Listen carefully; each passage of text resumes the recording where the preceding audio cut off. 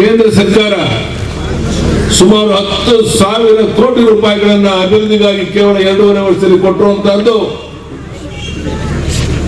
ಪ್ರಧಾನಿ ನರೇಂದ್ರ ಮೋದಿ 28ನೇ ತಾರೀಕಿಗೆ ಬಂದಾಗ ಮುಂದೆ ಬರುವ ದಿವಸಗಳಲ್ಲಿ ಯಾವ ರೀತಿ ಗೋವಾದಲ್ಲಿ ಭಾರತೀಯ ಜನತಾ ಪಾರ್ಟಿ ಸರ್ಕಾರ ಮತ್ತೊಮ್ಮೆ ಬಂದ ಮೇಲೆ ಈ ಗೋವಾದ ಅಭಿವೃದ್ಧಿ ಆಗುತ್ತೆ ಅನ್ನೋದನ್ನ ನೀವು ಕಲ್ಪನೆ ಮಾಡ್ಕೊಳಕ್ಕೆ ಆಗೋದಿಲ್ಲ. ಬಹುಶಃ ನಮ್ಮ ತಾಯಿನಲ್ಲಿ ಕೊಂದಿದ್ದೀರ. ಪ್ರತಿ ಕುಟುಂಬಕ್ಕೆ for every house about 4 lakh rupees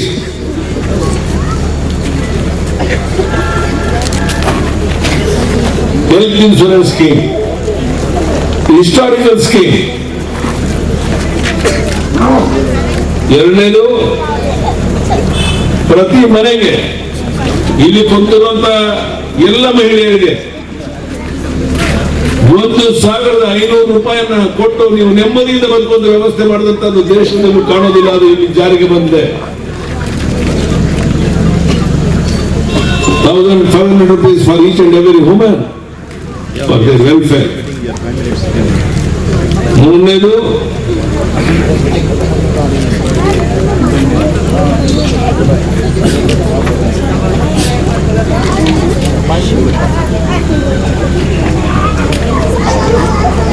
ಹೆಣ್ಣು ಮಕ್ಕಳಿಗೆ,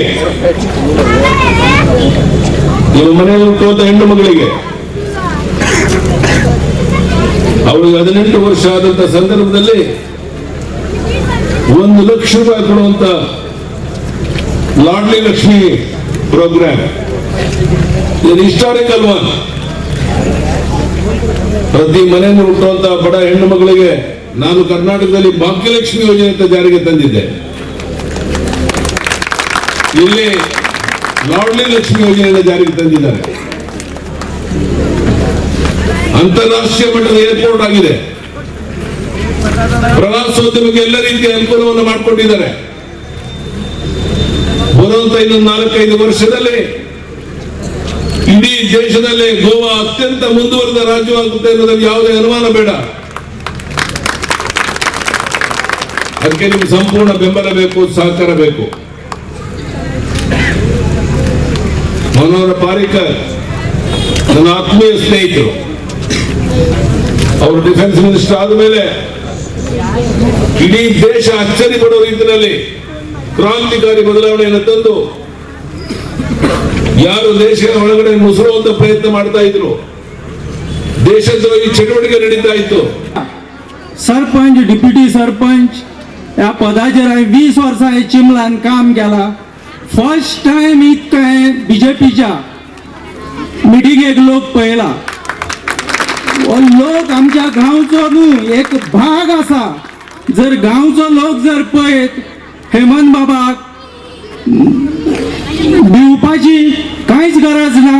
येयलो म्हणून हांव आतां डिक्लेअर करता. जेन्ना जेन्ना आमी उलो मारता तेन्ना लोक आमकां कितें करताले, ना ना हांगा ना, हांगा सगळे अम्माकात, हे ना आतां उरलेले ना आनी हे तुमी सोडून दियात. जर सांताक्रुजान जर बीजेपी फुलोवपाचो आसा आनी हाडपाचें आसा आनी जर सांताक्रुजान ही जी डेव्हलपमेंट आमची खूबशीं कामां उरलेलीं आसा ती करतलो जाल्यार फक्त बीजेपीच जावं हांगा.